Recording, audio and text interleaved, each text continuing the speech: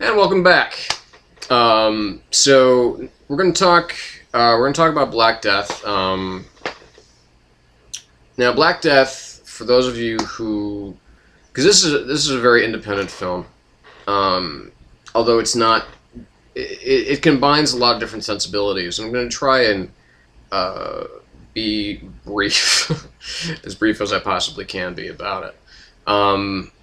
But it's most of the casts are people that you've seen maybe here or there. It's a film essentially that takes place during the Black Plague of the 14th century, and about a monk whose faith is tested by this plague and by his kind of forbidden love for a woman. And a soldier of God, if you will, who requires this monk to guide them through this forest in order to get to a village which has not yet been affected by the plague. And they believe very firmly, this soldier of God and his men. They believe very firmly that a demon or a necromancer is behind why this particular village has not been ravaged by the plague. As so many, it's the plague that killed almost 50% of the population of Europe. So, for one small place to even escape, to not even have one death associated with the plague, was pretty unheard of thing. So they forge on. They make their way to get to where they're going, and of course, they run afoul of bandits and other strange things along the way. Now, the film features the people that the people that you may have heard of.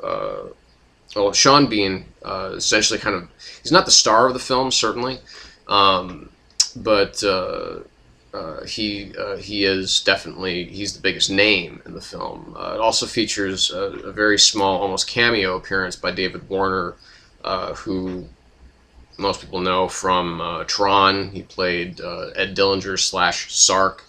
He also played Jack the Ripper in the film Time After Time, which is the H.G. Wells versus Jack the Ripper time machine type of thing. It's that's an interesting little film. And also Carice Van Houten, who made a huge splash in Paul Verhoeven's Black Book, which is a really, really good film, and she was excellent in it. I thought it would be, kind of the start of a big career for her. But then she went on to she was a bit role. She played Tom Cruise's wife in the film Valkyrie, which unfortunately was not very good. And now she's in this film. She's essentially the villain. It's basically, it plays to not only an audience that's interested in this sort of thing, that interested in this particular time in history. It doesn't delve into really the science or anything like that. I mean, it basically is, it's sort of this delusional love of God that drives this, Sean Bean and his merry band to hunt and execute this necromancer. And they have no real understanding of how things work scientifically. It's against God.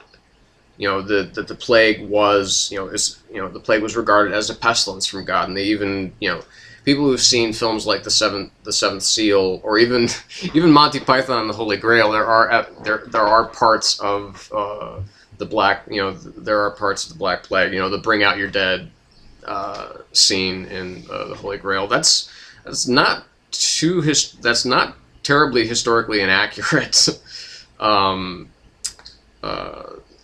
It's funny, of course, but it was kind of true. And there are there were people who would, you know, flagellate themselves because of they felt that this was, you know, God's punishment because of, you know, people's many sins, and it turned out it was just a bunch of rats, you know. But anyway, this is a very, I mean, the film is very reminiscent of a film like the original Wicker Man, with Edward Woodward and Christopher Lee and Britt Eklund, and which is a very strange, bizarre, wonderful, terrifying, erotic film. It's just, you know, it's a really terrific film, and this film kind of plays to some of those same ideas. You know, this village believes that because it is free of Christian influences, the influence of God, that it does not have play. And it's just, like I said, it's an extremely dark film. It's kind of like, you know, there's a lot of I think the man's name is Christopher Smith, was the director of this film. Forgive me if I'm getting that wrong, but it's, you know, it's well written, it's well plotted, it's well acted, it's well executed on the screen. It's a very kind of economical film. It's about you know, it's a little over an hour and a half running time, and it deals with, you know, these things, like I said, that can be explained by, you know, through science and psychology, but as people see blindly as, okay, well, this is clearly God's or the devil's work. You know, if it's, you know, so there's a lot of really awful things that happen in this film. It's not for the faint of heart, not from a gore or horror standpoint, because it's not really a horror film, even though it's being kind of marketed as one. It's much more of, like I said, it's kind of in the vein of The Wicker Man, where it is, you know, it's strange, and it's, you know, has all this kind of, not heathen, but, you know, this very, you know, kind of paganistic arc to it. So there's a lot, you know, it does feel very much like an indie film. You know, there's a lot of, you know, kind of shaky cam going on. It's done from a kind of very, almost documentarian feel. It doesn't over rely on music. It doesn't over rely on voiceovers or anything like that, although they are present at times.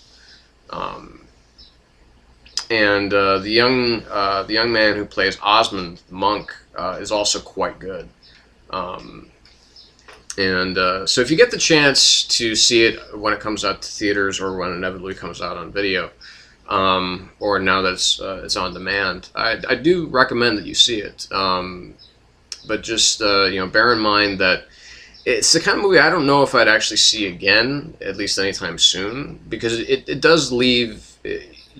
It is a film that is difficult to watch because of, you know, our understanding of the way things are today.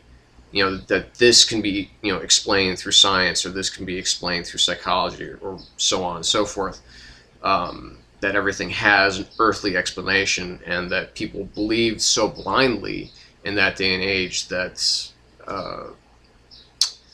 that things were, you know, God's will, whether they were, you know, bad or good, and you know, anything that countermanded that was evil and was therefore the devil's work. So when in fact it's just, you know, it's the misunderstanding of science, and you know, and of people and what they're capable of. So that's it for the Shadow Gallery for now. May come back a little bit later. I want to talk about some other things, but that's for me to know and for you to find out. So thanks for stopping by the Shadow Gallery. Oh, by the way, the shadowgallery.info as of tomorrow will be shut down. I know a lot of you are going to miss it, all 250 of you that actually visited the site. So Anyway, take care. We'll see you next time.